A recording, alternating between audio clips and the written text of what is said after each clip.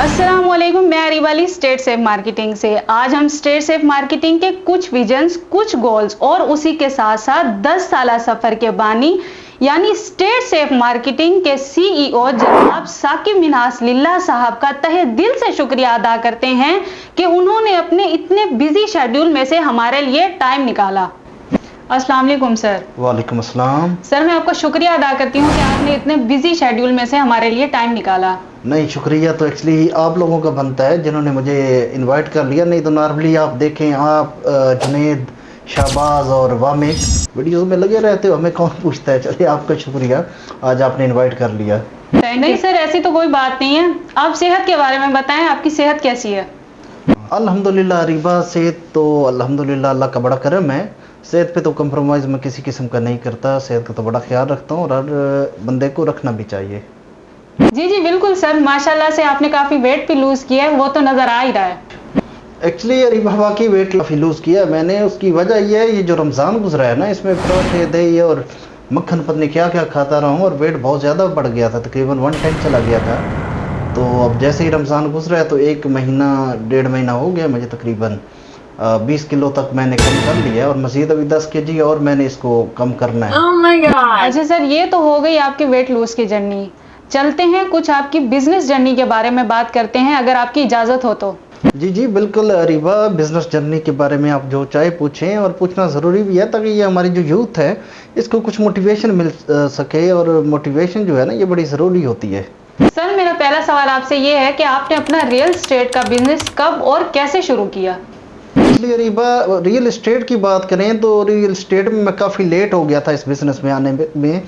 Actually मैं पहले शुरू में स्टार्ट में कुछ और बिज़नेस कर रहा था, जिसमें ट्रांसपोर्ट भी था, वीज़ा का भी काम था, ये मिनरल वाटर का ये काम कर रहा था। तो रियल एस्टेट में एक्चुअली मैं आपको बताऊं, बाई चॉइस नहीं आया, मैं बाई चांस आया हूं। और बाई चांस भी इस तरह आया हूं कि मेरे अपने साथ रियल एस्टेट में फ्रॉड हुआ था कि 2 प्लाट मैंने चक्री रोड पे इस्लामाबाद में बुक करवाए थे 2012-13 में तकरीबन। तो उस वक्त चक्री रोड पे कुछ नहीं था, आजकल तो बहुत कुछ है, capital smart city, blue world city, पत्नी और काफ़ी सारी सोसाइटीज़ है। उस वक्त कुछ नहीं था। एक सोसाइटी उस वक्त लॉन्च हुई थी, ग्रीन टाउन या ग्रीन सिटी। वहाँ पे 2 प्लाट मैंने बुक करवाए थे, तो वो कुछ ही मंथ में सोसाइटी वहाँ से भाग गई। तो बस अब वो थोड़ा सा ये था कि इतना काम मैं सीख लूँ रियल एस्टेट का कि कम से कम फ्रॉड ना हो सके। तो वो सीखने के चक्कर में जब इसमें मैं आया, जब सीख लिया तो फिर बाकी सारे बिजनेस वाइड अप कर दिए और रियल एस्टेट को लेके चला। ये तकरीबन जो एक सफ़र मेरा शुरू हुआ था 2013 से शुरू हुआ था, और आज अल्हम्दुलिल्लाह 11 साल मुझे रियल एस्टेट से जुड़े हुए हो गए। अच्छा सर, रियल एस्टेट के बिजनेस को स्टार्ट करने में आपने कितनी इन्वेस्टमेंट की थी? लिटरली मिस अरीबा, अगर मैं आपको बताऊं तो ना आप यकीन करेंगी, ना हमारे नाजरीन यकीन करेंगे कि रियल एस्टेट के बिज़नेस में मैं जब आया था तो ज़ीरो इन्वेस्टमेंट से आया था। स्टार्ट में 2013 में जब मैं आया हूं तो मैंने सिर्फ कमीशन पे काम स्टार्ट किया था, क्योंकि सीख भी रहा था और साथ में अपने क्लाइंट वगैरह डील करके, तो कमीशन, जस्ट कमीशन पे। और कमीशन उस वक्त हमें मिलता था सिर्फ 2000 रुपया पर प्लाट। अगर कोई प्लाट हमारे रेफरेंस सेल हो रहा है तो सिर्फ 2000।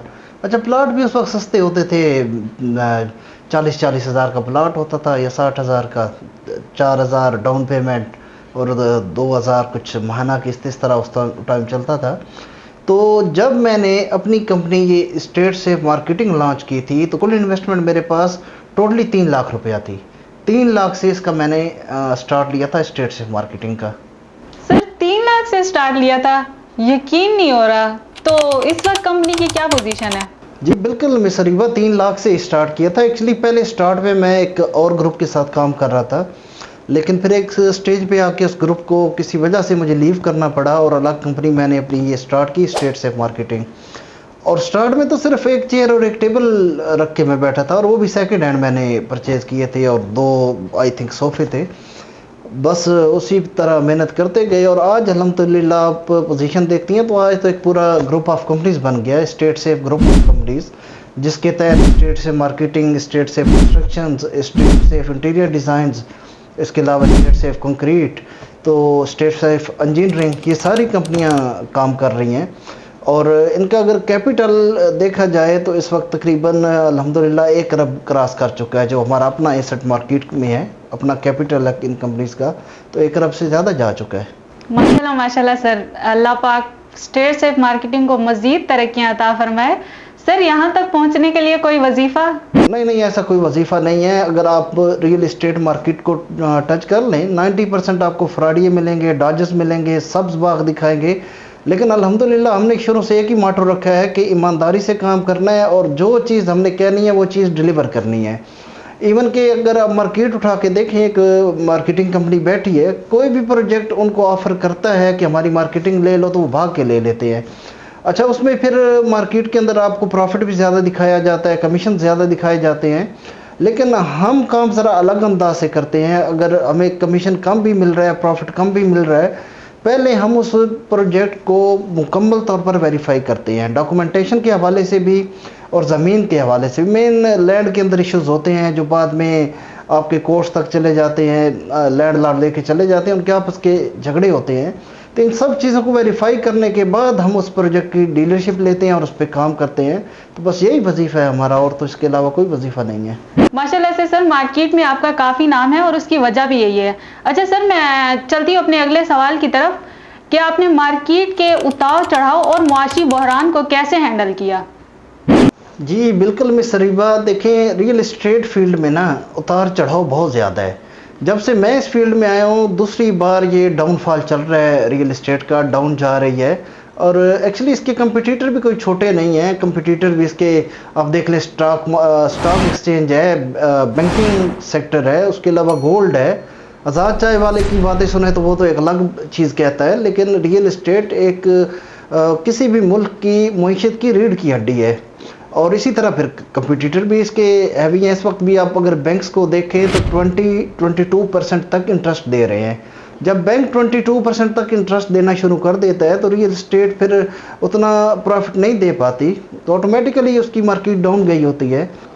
लेकिन 2024 जो है वो इस रियल एस्टेट मार्केट के लिए बड़ा खुशाइन इंशाल्लाह साबित होगा और रियल एस्टेट बेहतरी की तरफ इंशाल्लाह जाएगी। हाँ, अब ये है कि ये 11 साल का या 10 साल का जो मेरे सफ़र है, इसमें काफ़ी सारी मुश्किलात का सामना करना पड़ा। अक्सर फिर ऐसा भी होता है कि आप अपनी तमाम इन्वेस्टमेंट लगा देते हैं किसी भी प्रोजेक्ट में, फाइल्स उठा लेते हैं, डीलरशिप ले लेते हैं, अब उसको सेल करने में टाइम गुजरता है, तो वो बड़ा उस दौरान बंदा क्राइसिस से गुजरता है। फिर दूसरी हिकमत अमली हमारी ये है कि अब नॉर्मली आप देखें किसी भी प्रोजेक्ट को, गुलमोहर सिटी को ले लें, 4 लाख डाउन पेमेंट है। कोई भी कंपनी मार्केट में या हेड ऑफिस खुद 4 लाख से कम डाउन पेमेंट एक्सेप्ट नहीं करता। वाइद स्टेट से मार्केटिंग ऐसी कंपनी है जो आपकी डाउन पेमेंट एक्सेप्ट कर लेती है। 4 लाख नहीं है, 2 लाख है, अब 2 लाख दे दें, बाकी जो 2 लाख है उसके टाइम फ्रेम बना के हम दे देते हैं क्लाइंट की सहूलत के लिए। तो बस इसी चीज़ से हमारे क्लाइंट हमसे सेटिस्फाई हैं और मुश्किल वक्त भी हमारा गुजर जाता है। अच्छा सर, ये तो ठीक है। मेरा अगला सवाल आपसे ये है कि आपकी कामयाबी में तख्लीकी सलाहियतों का क्या किरदार है? देखिए अरीबा, किसी भी कारोबार को ग्रूम करने के लिए क्रिएटिविटी बड़ी ज़रूरी है। अब काफ़ी लोग जो हैं, जो बाप दादा से कारोबार चल रहा है उसी तरह लेके चलते रहते हैं, उसमें कोई इनोवेशन नहीं लाते, कोई जिद्दत नहीं लाते, और जब तक कोई इनोवेशन आती नहीं है उसमें, वो कारोबार ग्रूम नहीं कर सकता, वो उसी तरह ट्रेडिशनल वे से चलता जाता है। तो रियल एस्टेट भी एक ट्रेडिशनल वे से ही चल रही थी, जो एक रवायती तरीका था उसका। लेकिन हम जब इस फील्ड में आए हैं तो काफ़ी सारी इसके अंदर जिद्दत लेके आए हैं। जब एक आपका प्रिंट मीडिया का ज़माना था, प्रिंट मीडिया चल रहा होता था, तब हम सोशल मीडिया पे आ चुके थे, डिजिटल मार्केटिंग पे आ चुके थे। इसी तरह फिर लोग जब डिजिटल मार्केटिंग की तरफ जाना शुरू हुए तो हम एक्सपो में चले गए और एक्सपो के अलावा मुख्तलिफ इवेंट्स ऑर्गेनाइज़ करना शुरू कर दिए। तो हर वक्त जो है ना, एक स्टेप हम आगे ही रहे हैं। तो वाकई क्रिएटिविटी का एक बड़ा रोल होता है और वो सिर्फ रियल एस्टेट में नहीं है, हर बिजनेस में है। अच्छा सर, आप रियल एस्टेट की इन्वेस्टमेंट में रिस्क को कैसे मैनेज करते हैं? अच्छा, ज़िंदगी में कोई शख्स भी अगर रिस्क लेना नहीं जानता तो वो कामयाब ही नहीं हो सकता। बल्कि मेरा तो एक रूल है कि जिस शख्स ने कोई रिस्क ना लिया हो, ज़िंदगी में कोई नुकसान ना किया हो, तो उसके साथ मैं हत्तुल इम्कान कोशिश होती है कि कारोबार ही ना करूं, क्योंकि वो बंदा बहुत ज़िंदगी में आपको आगे परेशान कर सकता है। तो रिस्क लेना बिज़नेस के अंदर तो बहुत ही ज़्यादा ज़रूरी है। रिस्क लेना चाहिए, रिस्क नहीं लेंगे आप कामयाब नहीं हो सकते, लेकिन कैलकुलेटेड रिस्क लेना चाहिए।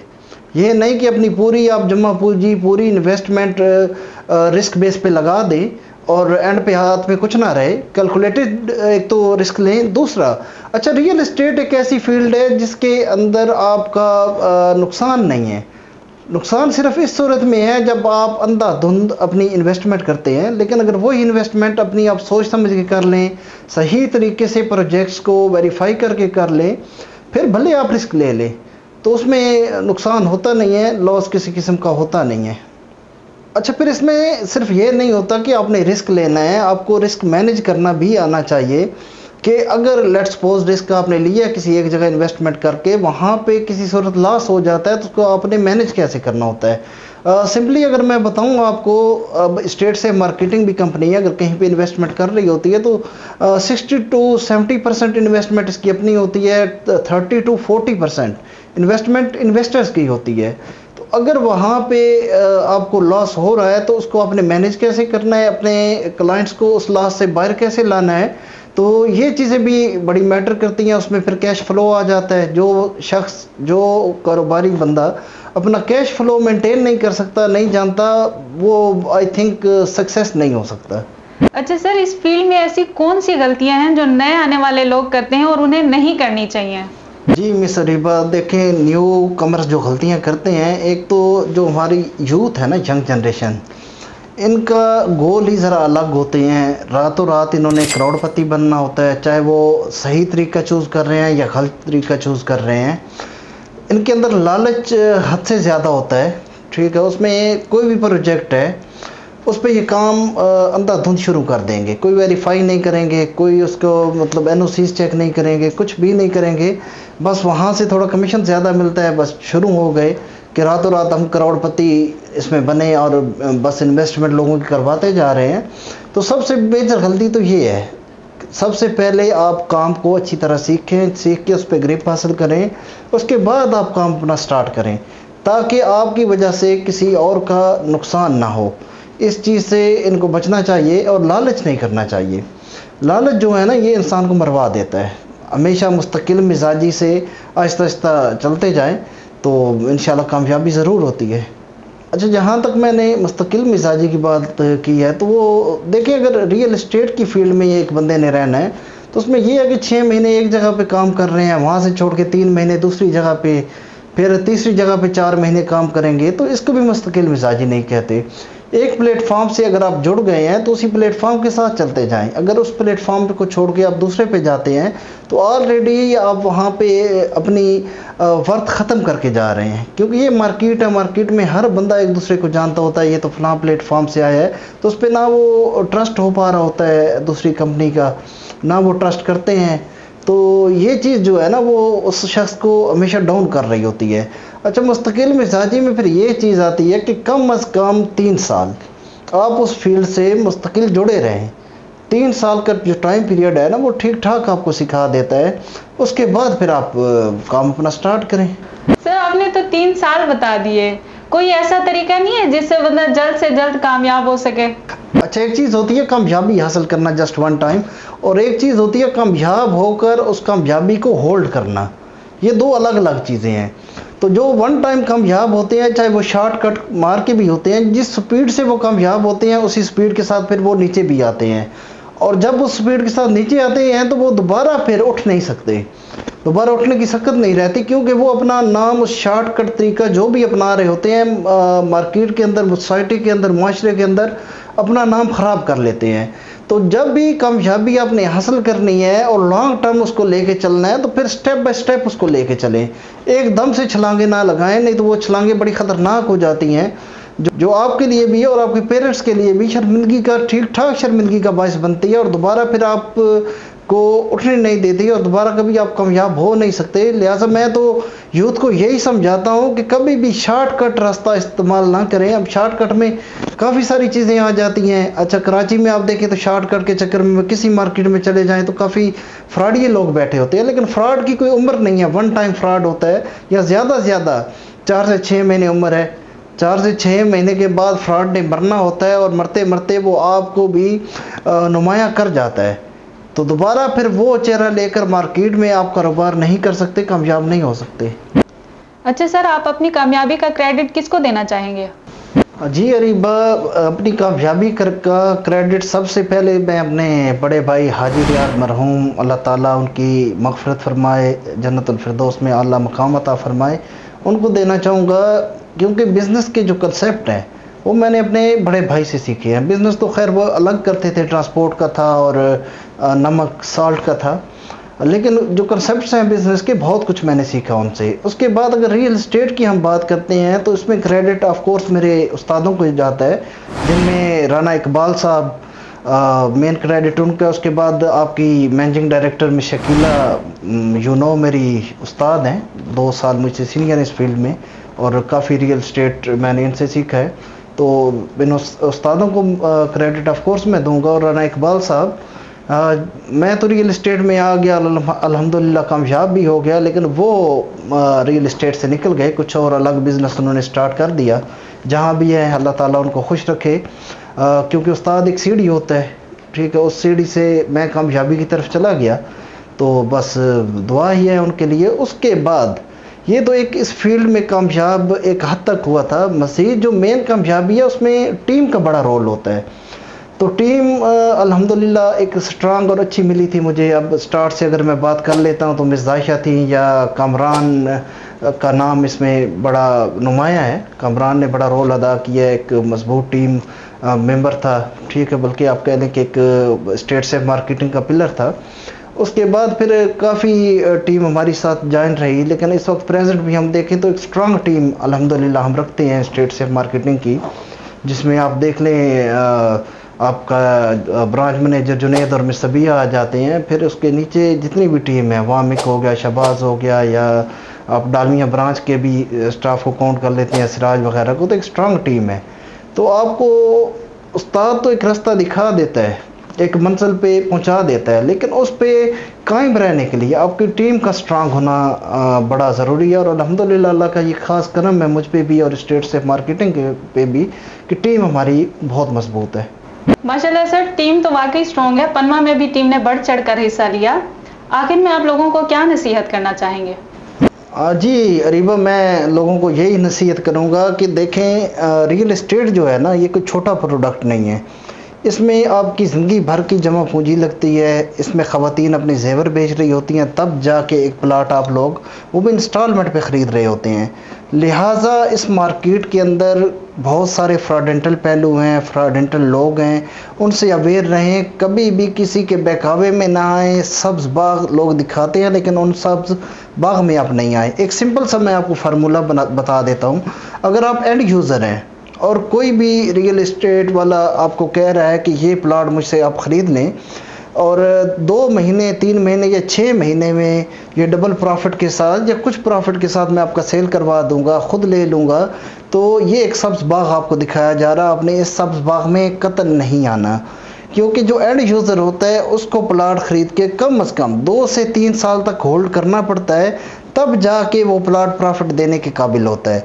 फिर उसके अलावा इन्वेस्टर्स है, इन्वेस्टर्स का तरीक़ाकार ज़रा अलग होता है। इन्वेस्टर्स को फौरी रिटर्न मिलता है, लेकिन वो फौरी रिटर्न भी महीने 2 का नहीं होता, कम से कम 6 महीने से 1 साल तक इन्वेस्टर को भी वेट करना पड़ता है।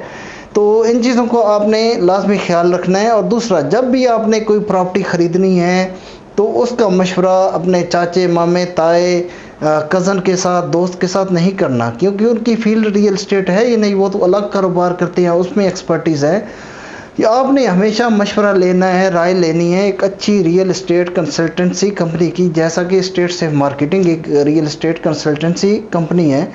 तो जब उसकी आप राय लेंगे और उसके रेफरेंस से आप प्लाट ख़रीदेंगे तो इंशाल्लाह आपको कभी भी ज़िंदगी में किसी किस्म का पछतावा या नुकसान नहीं होगा। सर, आपको बहुत बहुत शुक्रिया कि आपने इतने बिजी शेड्यूल में से हमारे लिए टाइम निकाला। तो नाजरीन, मुझे दीजिए इजाज़त, मिलते हैं एक नई वीडियो में नए कंटेंट के साथ। तब तक के लिए अल्लाह हाफिज़।